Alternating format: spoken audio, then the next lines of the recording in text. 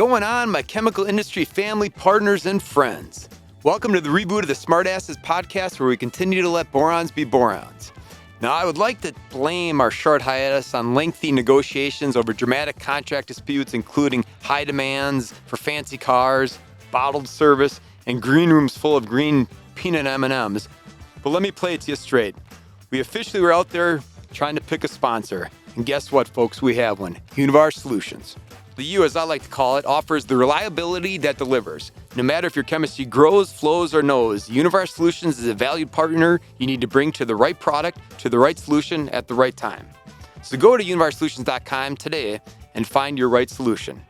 And folks, since we do have a sponsor now, please check us out on the YouTube channel, The Smartasses. All right, now that we've made our sponsors happy, let's get down to business. This is Andy Erickson, your storied host of the Smartasses podcast, and I'm here with the fluoride to my toothpaste, or on a more grandiose scale, the fluoride to my drinking water. It's the Heartbreaker, Chris Ernst. Heartbreaker, my man, how you holding up? I'm great, Andy. How are you today? I'm doing all right. Hey, is there any truth to the fact that we are on this hiatus because of a lucrative deal you signed to be here? Andy, you know this. What happens in the negotiating room stays in the negotiating room. Huh. Very interesting. Anyway, we have an absolute blinder of a show today. We are bringing in Dwayne the Rock Roark, who has spent a ridiculous amount of time marching on the Hill over the last few years to break down what he is calling the year of the teas. So let's get at it and give it a tasty.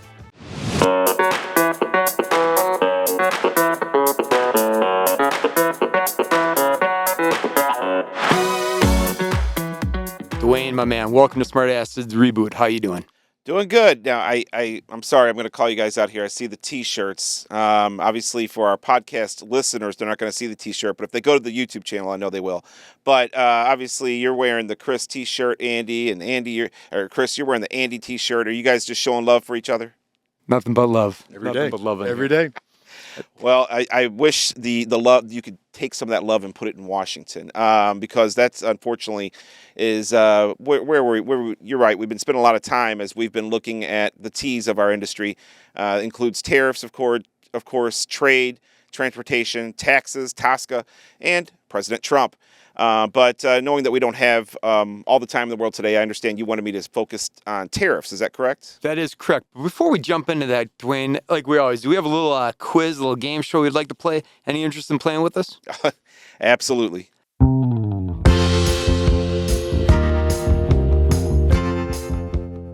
All right. There are 2 right answers to each one of these questions. You only need to get one of them right to get full credit, okay? We are going to list or provide you a country that is on the tariff list, and you either need to give us the product that we most import from there, the U.S. brings in, or where the country is located.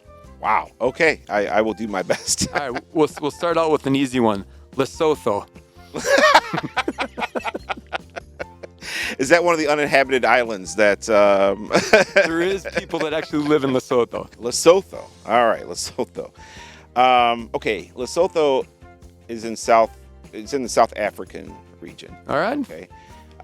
So if I'm guessing, probably diamonds are probably involved. Oh, look at in this. some of their Right. imports. One for one, both parts correct. Nice work. Whew, didn't see that coming. All right. Me neither, definitely. I've got to say wow, Dwayne. All right, second one here, and I'm going to admit up front that I had to Google how to pronounce this one. The second one is Marussia. Marussia. Oh, boy. Okay. You might have me there. All right, Marussia, I'm going to say... Yeah, that's a good one. You got me. I'll guess, a wild guess, and say the Southeast Asia. That's a good one. Southeast Asia. So, for our viewers at home, it's a subtropical island in the Indian Ocean. Okay. And it was a trick question, Dwayne. Diamonds is also the number one imported product from Marussia. Oh, okay. See, I should have just went back to back. Yeah, yeah. I immediately went to the geography piece of the question as opposed to just going with a guess on the tariff. So. All right. Laos. Okay, so that one is near India, if I'm not mistaken, and I'm going to say textiles. Ooh, so it is in Southeast Asia, so we'll give you India, and it's optical fibers and optical fiber bundles. Allegedly, we imported $108 million of optical fibers last Optical fibers. Okay. year. All right. I wonder if they mine those. Are those mined? I don't. Optical fibers? I don't think they are. I don't think so. I could be wrong, though. All right, Dwayne, ready? I hope so. Number 4, Syria. Syria. Okay. Well, Syria is Middle East, and major import would be feedstocks, most likely, some form of feedstocks. Excellent guess. Spice seeds Oh, is really? the answer. Yes. Okay. So for a bonus point, what's the official name of Syria? Do you know the full official name of Syria? Oh, bonus points. Full. No, I don't. I'm just gonna admit that one up front. I also didn't either. Did you know, Andy? I did not know. The answer key tells me it's the Syrian Arab Republic. Oh, okay. Well, that makes sense. All right. Last one. Madagascar. Madagascar. Oh, that's Africa. Boy, in terms of import, I'm just trying to answer both questions when I probably should just take my answer and run. But I'd say the quiz is fun, so you're jogging my memory. But in terms of major import, You're gonna know this. It's gonna bug you once we say it's it. going to bug you once you say. Yeah, I mean, obviously, I'm going to some type of fruit variety, or we could go back to diamonds again, or something. I'll give you one hint. Yeah. Neapolitan ice cream, and it's not the vanilla or the chocolate. Or actually, I lied. It's not the strawberry or It's not the chocolate. strawberry. You gave me it. The part, actually what it is the part of Neapolitan ice cream that nobody eats. That nobody eats. The part that people throw out. All right. Well, hopefully you guys score me kindly. We'll give you 3 out of 5.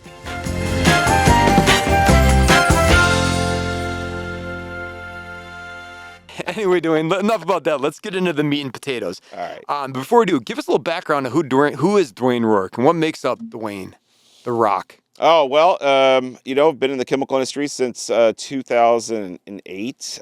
Before that, I was in the factory automation industry. I have always been in the area of communications, marketing, public affairs, government affairs, work.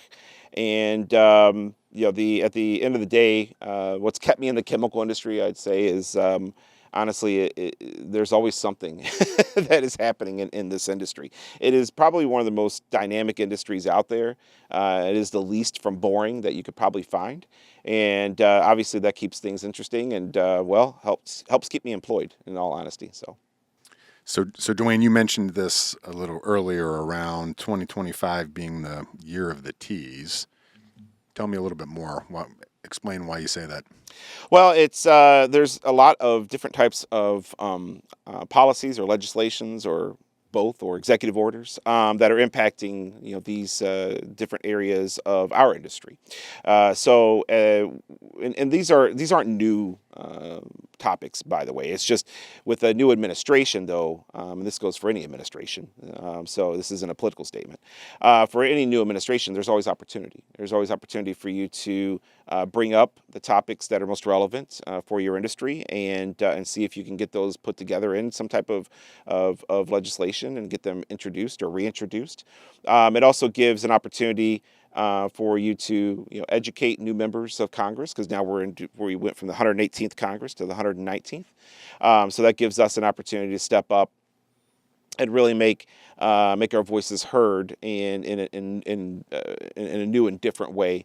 And on the TSCA front, in particular, in the last administration, that was a top topic.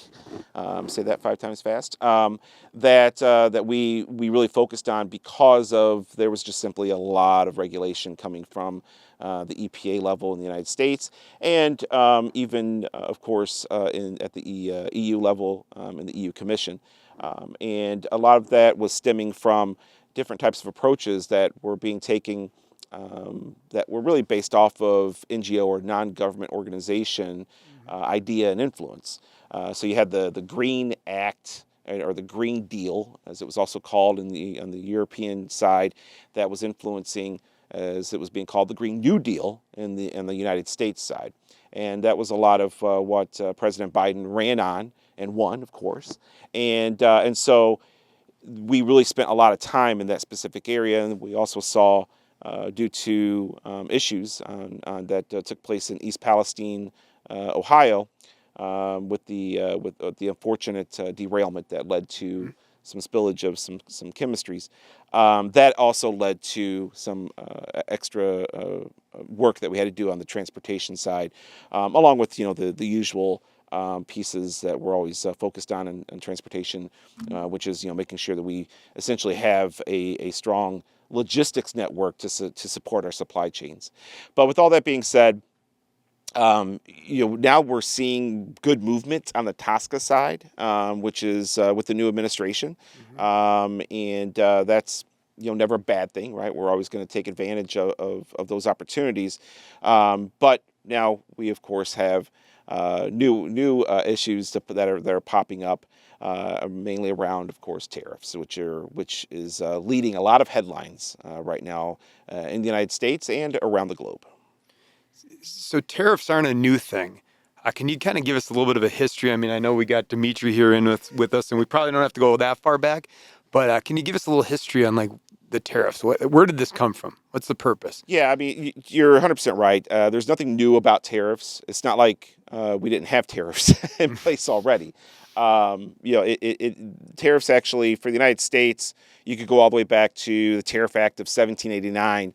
That was passed by our first Congress and actually signed into law by one President, George Washington, that was aiming to support government and really protect domestic manufacturing. These are not new concepts, right?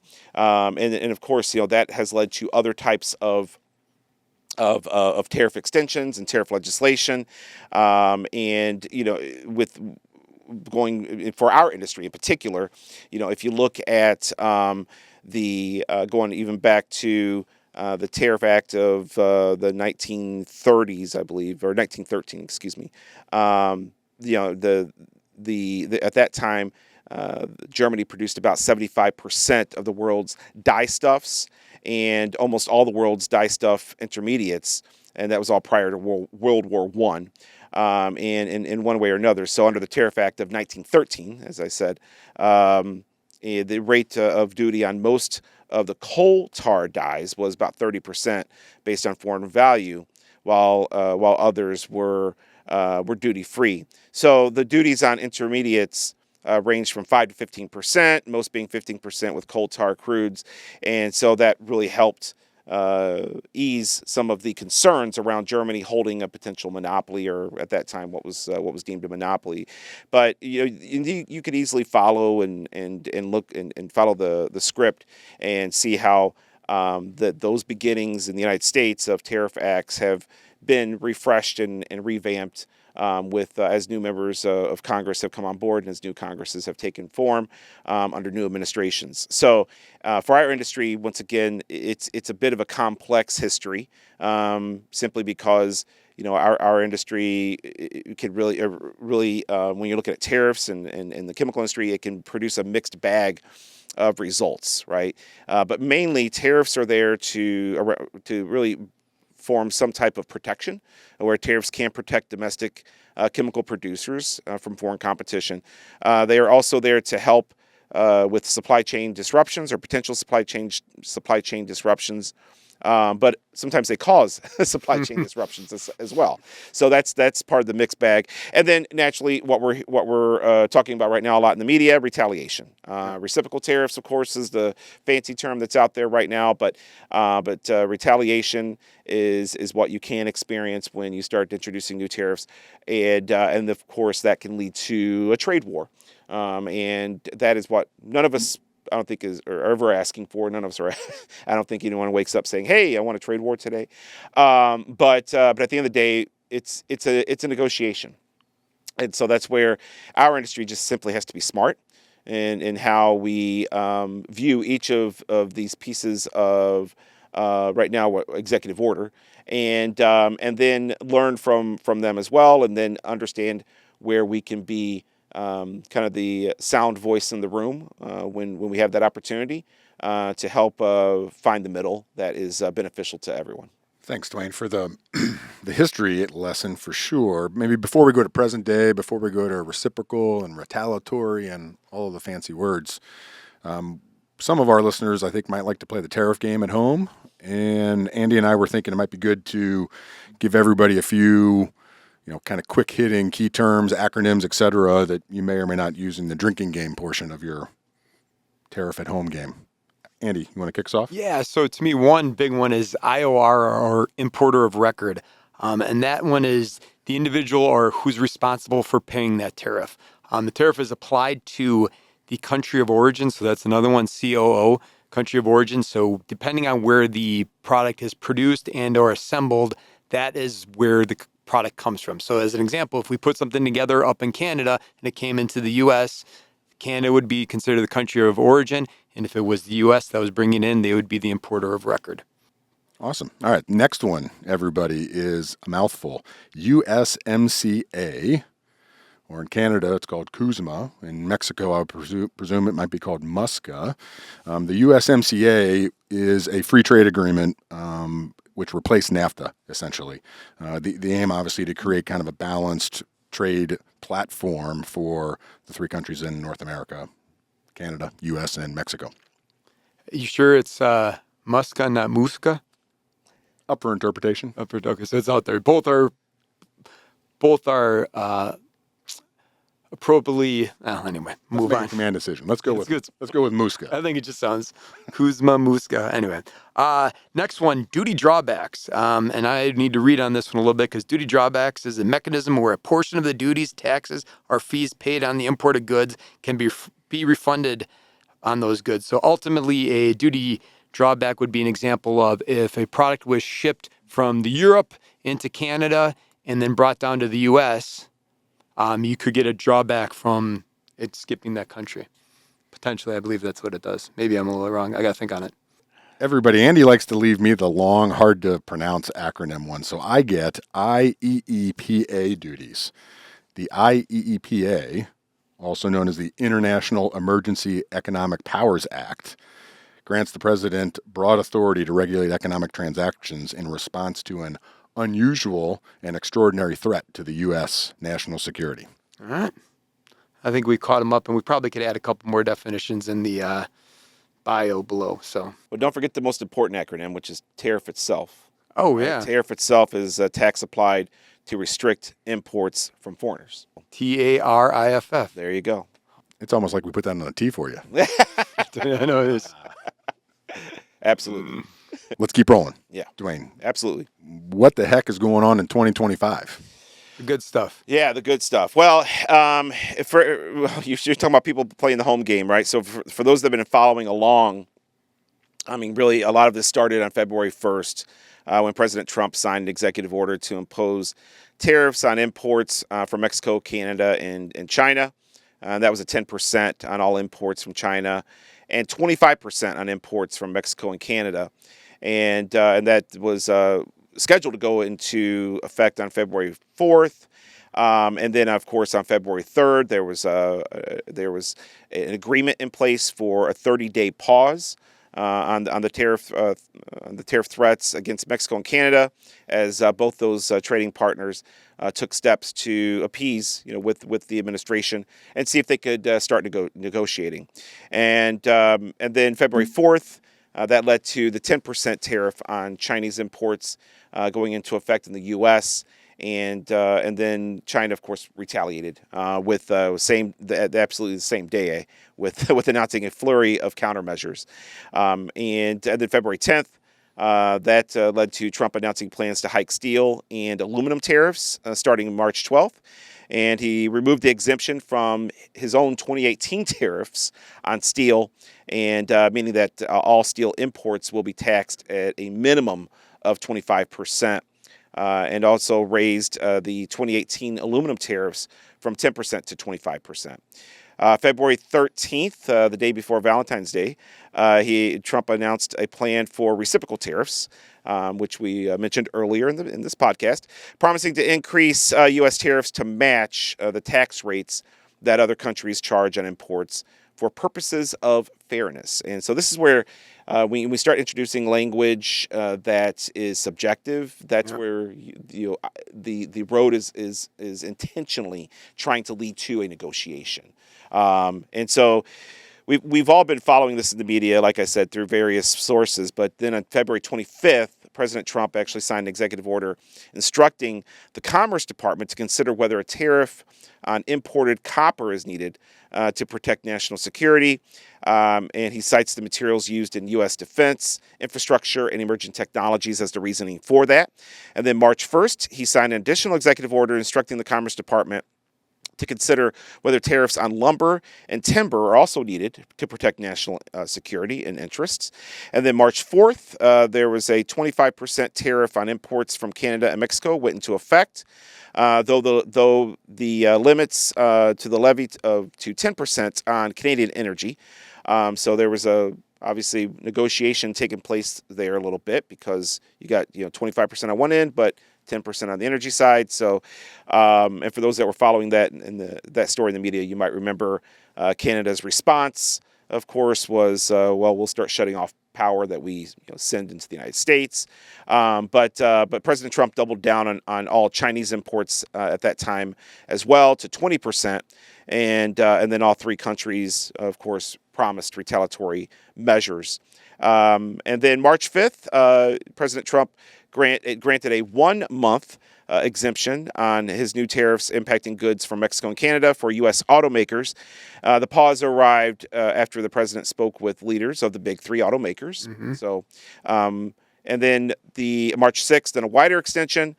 President Trump postponed 25% tariffs on many imports from Mexico and some imports from Canada for a month, but still moved forward with the reciprocal tariffs starting on April 2nd.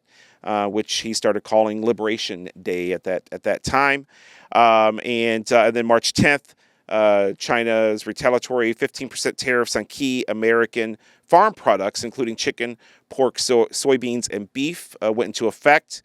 And then March 12th, Trump's new tariffs on all steel and aluminum imports went into effect. And so both metals are now taxed at 25% across the board, with Trump's order to remove steel exemptions and raise aluminum levy from his previously imposed 2018 import taxes. So once again, picking up from some of his previous actions. And then March 13th, there was a threat of a 200% tariff on European wine, champagne, and spirits. Ooh, that hits home. Yeah.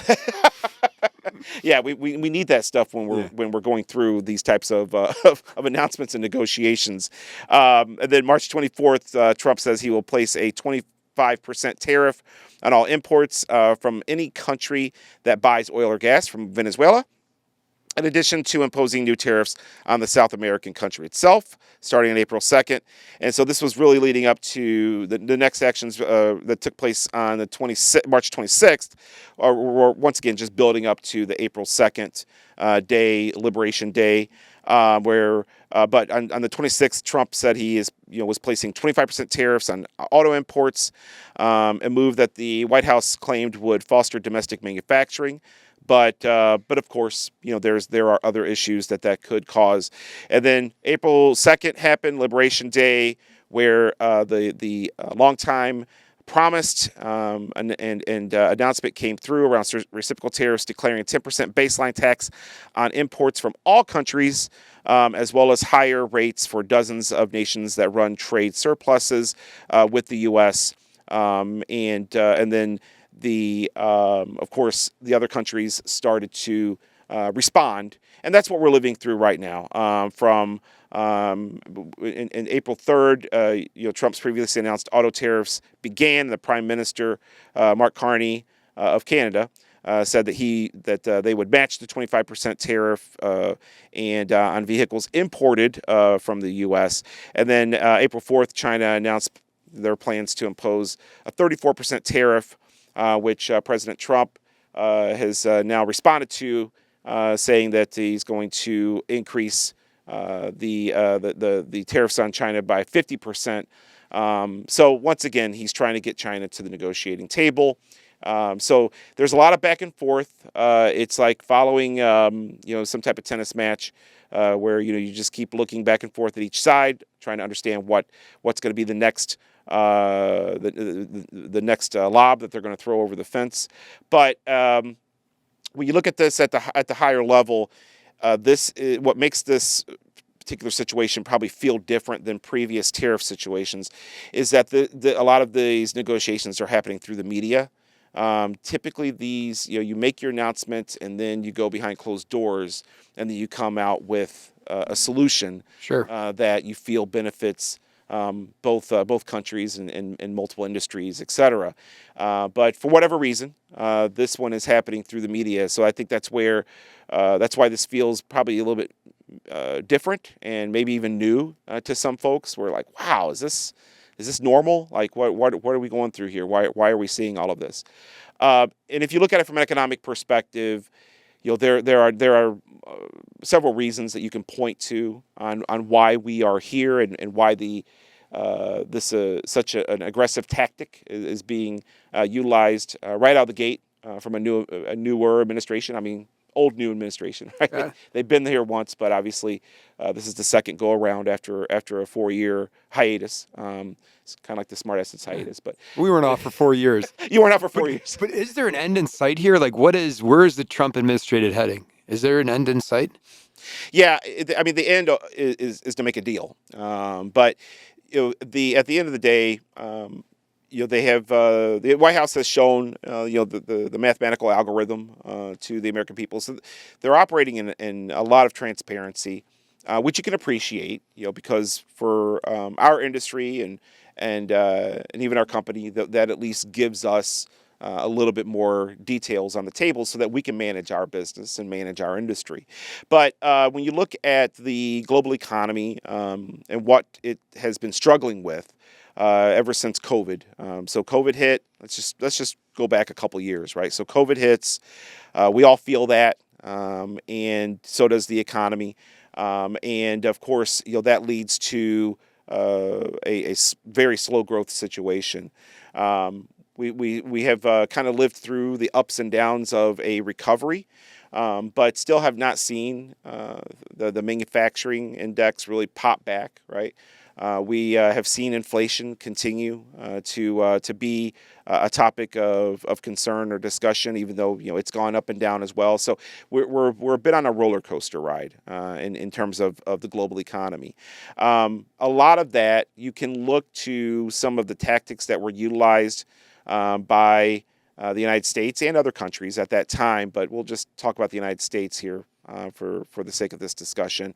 But if you look at the United States, what happened during the pandemic is the United States and the Federal Reserve decided to print a lot of money. And so you print a lot of money. You do so without having real growth to back it up.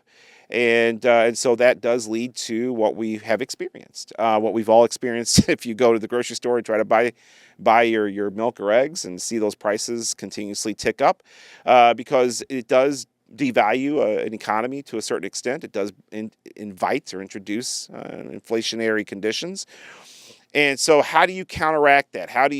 What's the quickest way to kind of counteract that? Well, you need foreign investment. You really need other countries and of course you need industry as a whole to invest in your economy, invest in your currency in order to prove its worth, prove its value. And so tariffs are one way to do that, to try to bring additional foreign investment.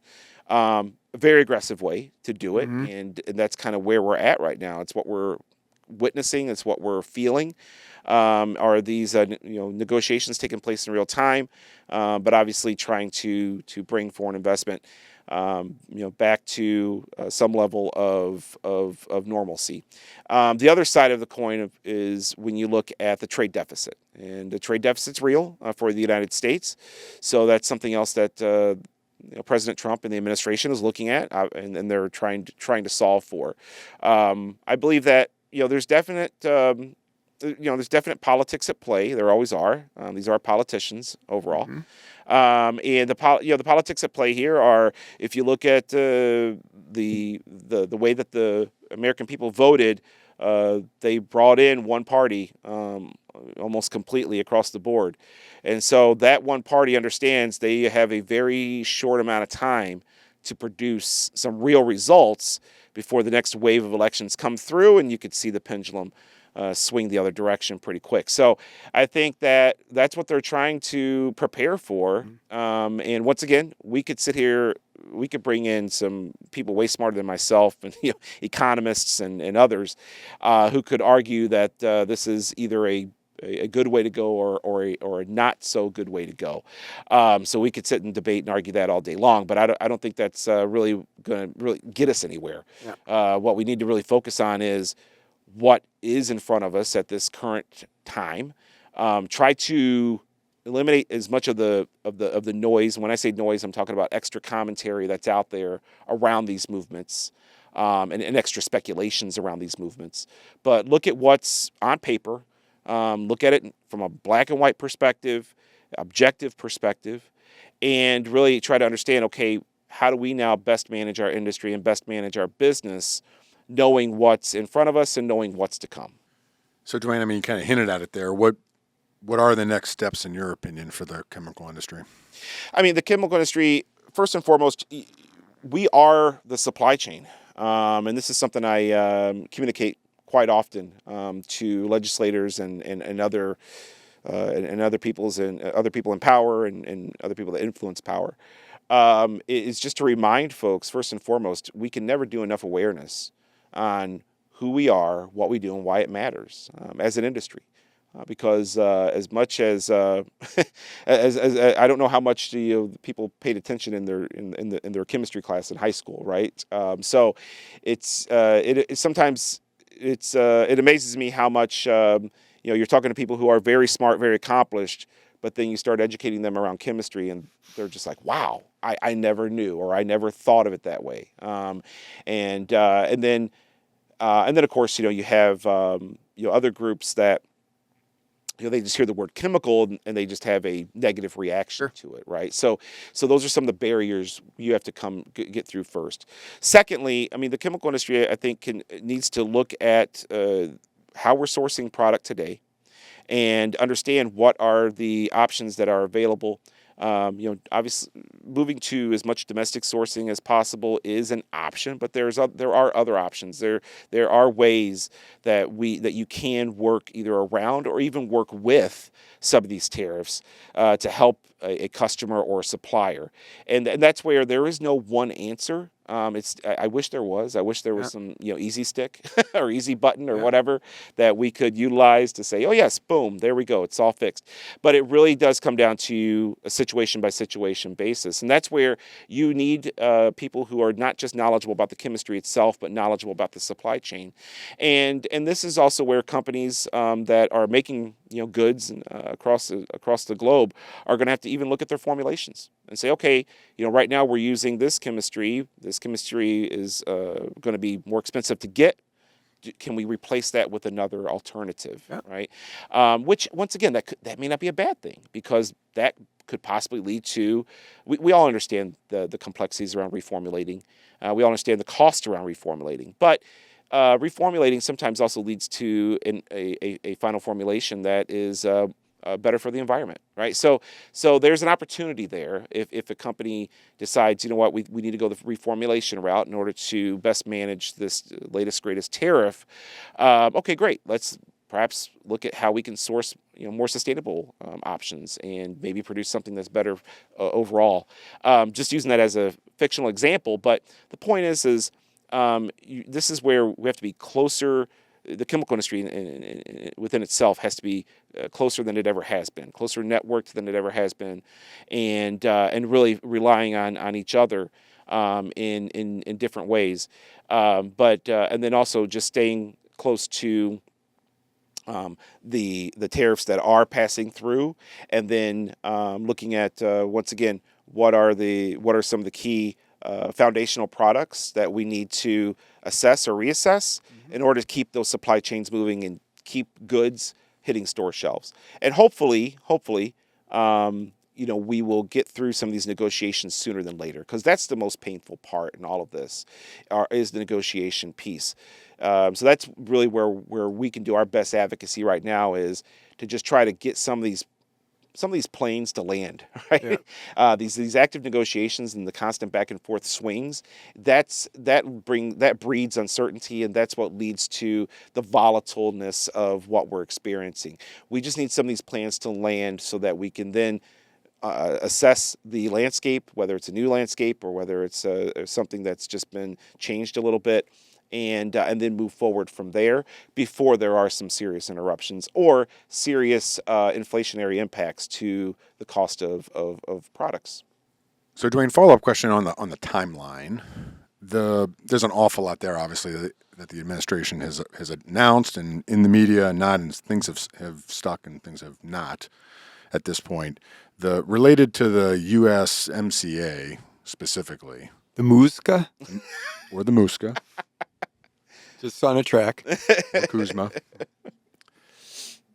Related to North America specifically, what actually is executed at this point? Because most things, there still is not a new tariff in place if you are USMCA compliant. Is that correct? And can you just maybe break that part down for everybody? Because there's an awful lot there in the overall timeline. All right, excellent question, Chris, regarding USMCA. And so let's just take a look real quick on what we've been discussing, but let's take a look a little bit at the details of what exactly was announced on April 2nd versus everything else that I shared earlier. So on April 2nd, President Trump used the International Economic Emergency Powers Act, or the IEEPA, to impose new tariffs on imports. And this matters simply because it could fundamentally impact American chemical manufacturing by influencing supply chains and also highlighting any vulnerabilities in that supply chain. Now, what we're looking at now is the proposed 10% baseline tariff will affect imports from all countries, potentially increasing costs, of course, for U.S. businesses across the board. Now, the new reciprocal tariffs that were announced April 2nd and are planned here for imports range from imports from around 60 countries, okay, with varying rates. And then, of course, you have U.S. MCA compliant goods that will continue with a 0% tariff. And that is because that was a specific industry ask, meaning industry came in and said, hey, we would like for you guys to put the USMCA compliant goods at 0% or leave them at 0%. And so now you have non-USMCA compliant goods facing a 25% tariff. And so that's just another showcase of how negotiations work and how this continues to be an ongoing negotiation between industry and between countries, of course, right? And as we've been talking about negotiations, Chris, there are exemptions. And so example here are certain goods such as steel and aluminum, pharmaceuticals, and specific minerals will not be subject to these tariffs that have been most recently announced. So that's just an example, once again, on where exemptions are taking place and the negotiation continues between industry and countries to help find what's best for both, and once again help keep our supply chains moving for our society as a whole. So what's next? Well, the 10% baseline tariff took effect on April 5th, and then the reciprocal tariffs took effect on April 9th. Modifications, of course, are going to continue to occur, and that's going to be based off of the trading partners' actions that are going to be taking place. And then, of course, our industry is continuing to monitor all of this and scrutinize these changes, advocating for positions that are positive for our customers and suppliers. And that's why it's very important for us to just simply stay as close to our customers and suppliers as possible during these times of tariff change, we'll call it, and then try to keep those supply chains moving forward in a positive direction.